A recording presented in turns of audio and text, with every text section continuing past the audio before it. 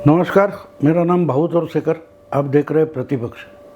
दोस्तों, हमें जब खबर समझनी है तो बारीकी से देखनी पड़ती है, सुननी पड़ती है और समझनी भी पड़ती है, क्योंकि आधी अधूरी खबर जो होती है वो दुष्परिणाम देती है या गलत फहमी पैदा कर देती है। क्योंकि एक बात हमने देखी है, लेकिन उसके टाइमिंग इंपॉर्टेंट होती है। किस वक्त, स्थान, कहाँ, कब, क्यों और कहाँ, ये बातें उससे जोड़ना बहुत ज़रूरी होता है। कब, क्यों, कहाँ, कौन, कैसे, ये बातें, ये जब जितने सवाल आप पूछते जाएंगे उतनी खबर बदलती जाती है, और जितनी खबर बदलती जाएगी उतना उसका आशय, अर्थ बदलते जाता है। अब हम शुक्रवार से लेकर एक बात सुन रहे हैं कि उद्धव ठाकरे गुट के एक ज्येष्ठ नेता, वरिष्ठ नेता गजानन कीर्तिकर, उनका साथ छोड़कर उद्धव को किनारे करके एकनाथ शिंदे गुट में चले गए। बात तो खबर आ गई, खत्म हो गई। लेकिन इतनी बात नहीं तो इस बात को, इस खबर को कैसे भुनाया गया। अरे गजानन कीर्तिकर तो चले गए, लेकिन उनका बेटा तो उद्धव के साथ ही है। उनका बेटा जो अमोल कीर्तिकर है, उसको तो अभी भी बाप के साथ नहीं गया, वो तो उद्धव के साथ रहा है। वो सच्चा है, बाप झूठा है। तो यहां बात ये होती है कि ये बेटा जो है उनका, वो बाप की वजह से शिवसेना में आया था, काम कर रहा था। तो वो शिवसेना में रहे ना रहे, मतलब ये है कि गजानन कीर्तिकर जो है वो चले गए, उसका मतलब क्या होता है। गजानन कीर्तिकर कौन थे शिवसेना में, और वो कहां से एमपी है वो भी देखना जरूरी होता है, और कब गए ये भी देखना जरूरी होता है। अब ये तीन चीजें हम ऐड करके देखें तो पता चलता है कि गजानन कीर्तिकर जाने से बहुत बड़ा नुकसान उद्धव ठाकरे का हो सकता है। यानी उद्धव की जो शिवसेना है उसका सबसे बड़ा नुकसान हो सकता है, क्योंकि एक गजानन कीर्तिकर ये बड़े अच्छे निपुण ऑर्गेनाइजर है, संगठक है। शिवसेना का जो आज का संगठन है हम देखते तो प्रियंका चतुर्वेदी जैसे आज आ गए शिवसेना में और 2-4 महीने में एमपी बन गए। ऐसी बात नहीं है, ऐसी बात बिल्कुल नहीं है।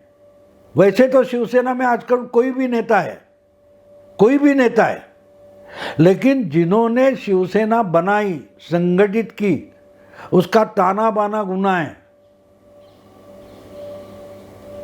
उनमें से एक गजानन कीर्तिकर है। शिवसेना तो मुंबई की राडेबाज ऑर्गेनाइजेशन मानी जाती थी।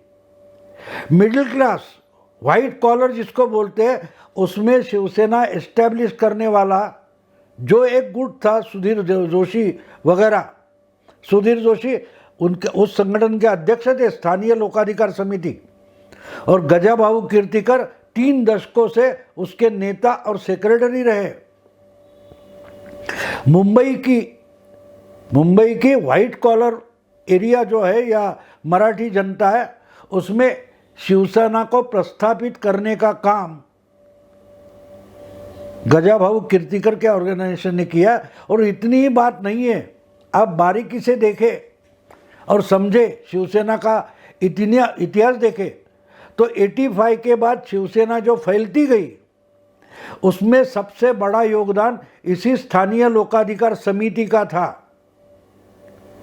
जो पब्लिक आस्थापनाएं होती है, एस्टेब्लिशमेंट होती है, LIC हो, बैंक सिस्टम हो, या कोई भी सेंट्रल गवर्नमेंट के और गवर्नमेंट के जो उपक्रम होते हैं, अंडरटेकिंग होते हैं, उनमें काम करने वाला व्हाइट कॉलर क्लास था जो मराठी, उसको ऑर्गेनाइज करके शिवसेना के भगवे झंडे के साथ लाने का काम अगर किसने किया है तो वो स्थानीय लोकाधिकार ने किया था। और स्थानीय लोकाधिकार का ऑर्गेनाइजेशन खड़ा करने में सबसे बड़ा योगदान गजाभाऊ कीर्तिकर का था। बात यहां खत्म नहीं होती। 85 के बाद जब शिवसेना 85-86 के बाद शिवसेना महाराष्ट्र में फैलती गई, उसमें सबसे बड़ा योगदान रणनीति बनाओ, वहां जाकर डट कर बैठ जाओ, कार्यकर्ताओं का संगठन बनाओ, उस संगठन को संस्कारित करो, ये सब चीजें जो है वो करने का सबसे बड़ा हिस्सा अगर किसका था तो स्थानीय लोकाधिकार समिति का था, जिसके सेक्रेटरी 3 दशकों से गजाभाऊ कीर्तिकर रहे। ये मैं इसलिए बता रहा हूं कि 86-87 में जब मुंबई के बाहर निकलकर दूर मराठवाड़ा में औरंगाबाद जो नगरपालिका थी उसका महापालिका कॉरपोरेशन हो गया, तो वो चुनाव शिवसेना ने लड़ा, तो उसके सारी योजना रणनीति तैयारी स्थानीय लोकाधिकार समिति ने की थी। वो कार्यकर्ता गजाभाऊ कीर्तिकर ने बनाए थे, घड़ाए थे। जो कुछ हम देखते बहुत सारे शिवसेना के आज मराठवाड़ा वगैरह के नेता।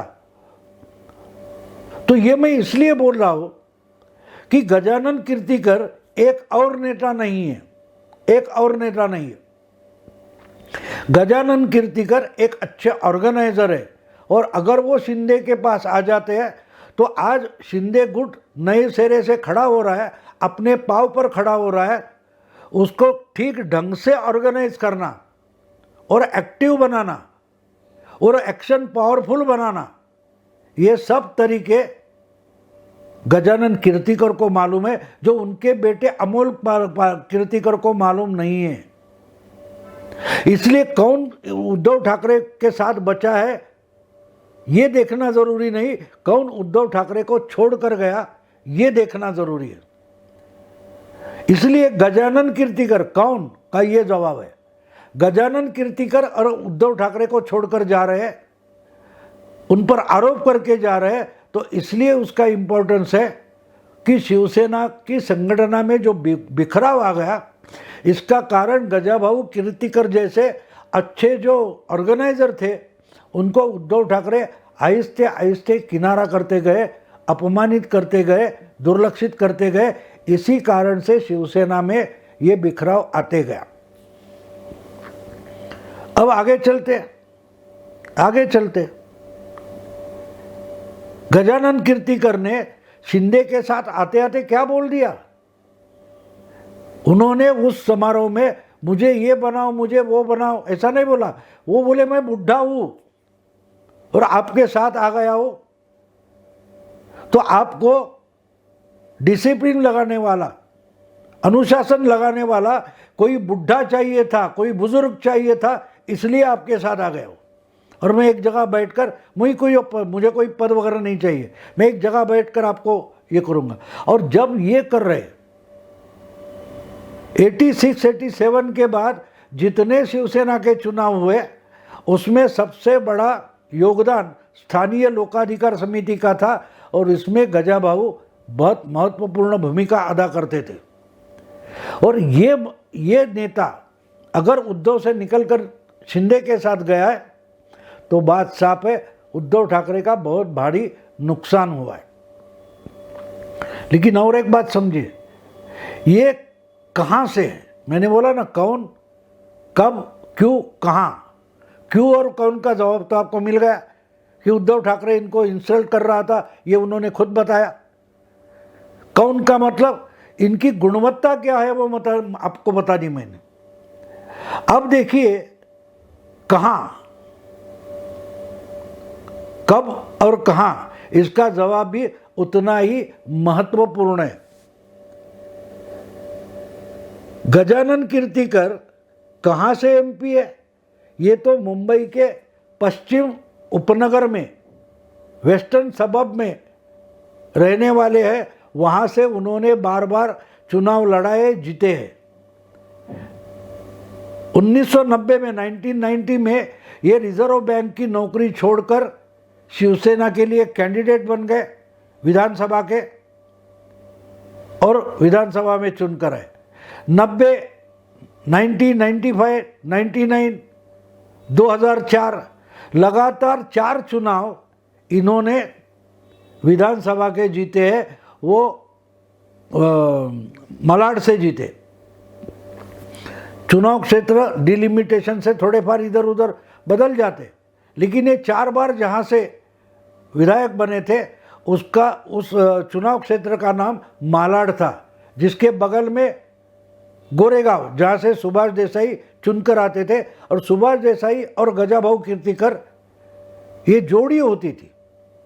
सब चुनाव में ये दोनों ने, पहली बार 2090 में ये दोनों विधानसभा गए, तो ये दोनों ही विधानसभा में शिवसेना के प्रतिनिधि हुआ करते थे। तो इसकी अहमियत आप समझ सकते हैं। गजानन कीर्तिकर कोई एक और उद्धव गट का नेता, ऐसी बात नहीं है।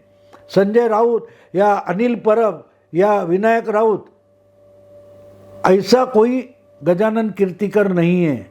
गजानन कीर्तिकर संगठन खड़ा करने वाला, उसके लिए मेहनत मशक्कत करने वाला कोई नेता है, इसलिए इसकी अहमियत ज़्यादा है। और वो कहाँ से है?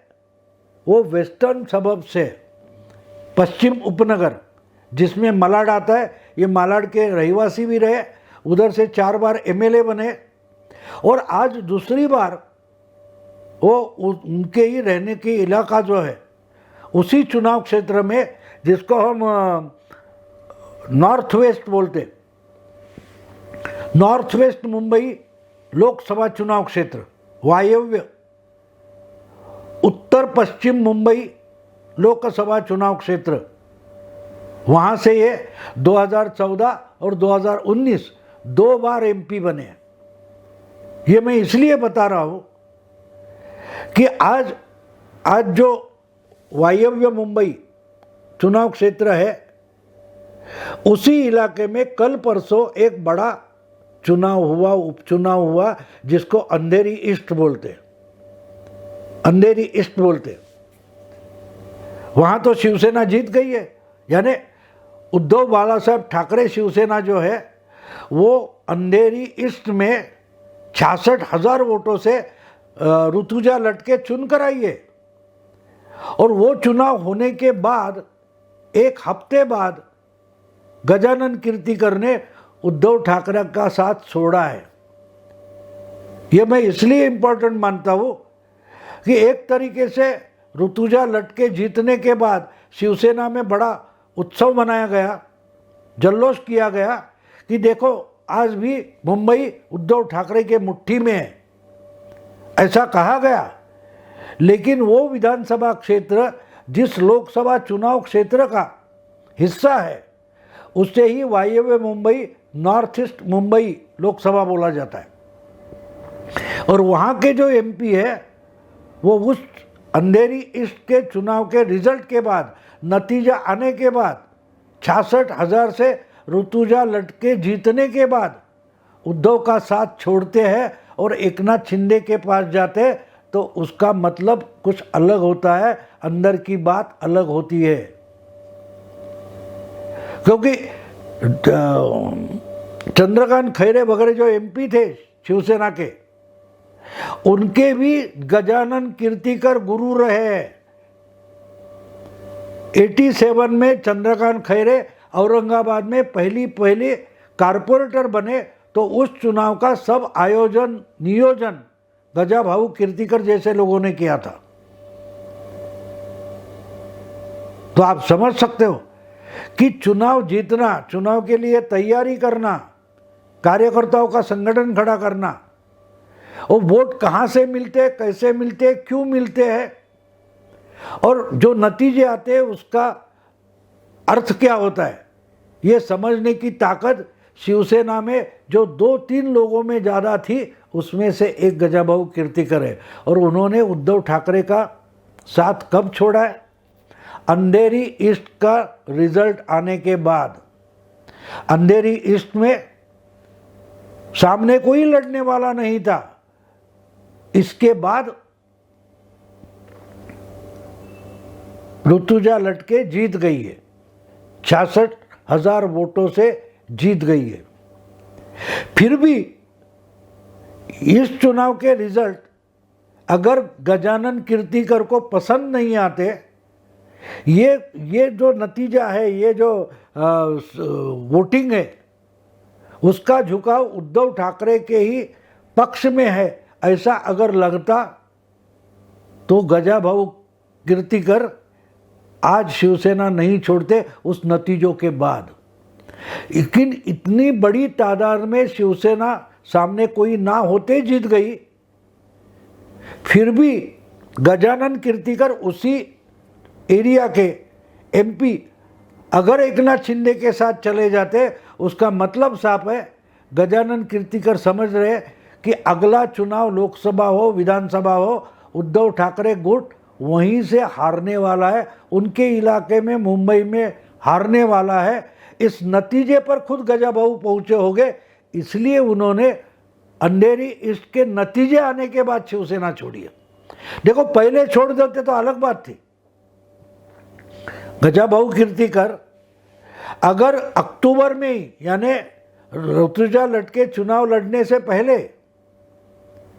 15 दिन 8 दिन अगर छोड़ देते तो बात अलग थी। हाँ, फिर तो उनको भी गद्दार बोला जाता, लेकिन उन्होंने नहीं छोड़ा। जो कुछ है वो होने दो, वो वोटिंग होने दो, वहां तक वो रुके।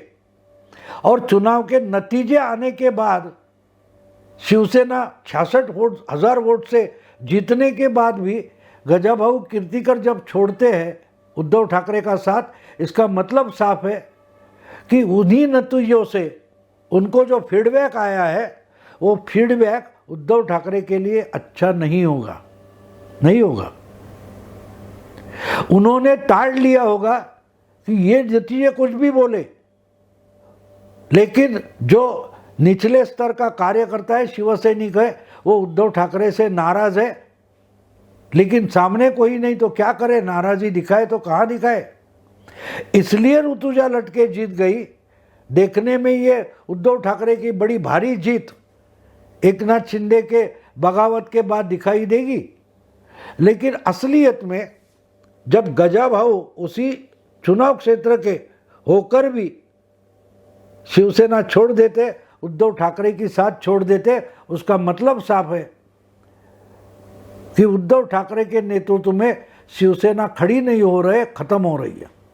और वही तो उन्होंने बोल दिया कि मैं एकनाथ शिंदे के साथ इसलिए आया हूं कि ये बाला साहब की शिवसेना बचाना चाहते, जो शिवसेना गजाभाऊ जैसे लोगों ने खड़ी की, मेहनत मशक्कत की, तो वो शिवसेना बचानी है तो एकनाथ शिंदे के हाथ मजबूत करने जरूरी है, उनका संगठन मजबूत करना जरूरी है, ढंग से उस संगठन का बांध बंधाव करना जरूरी है।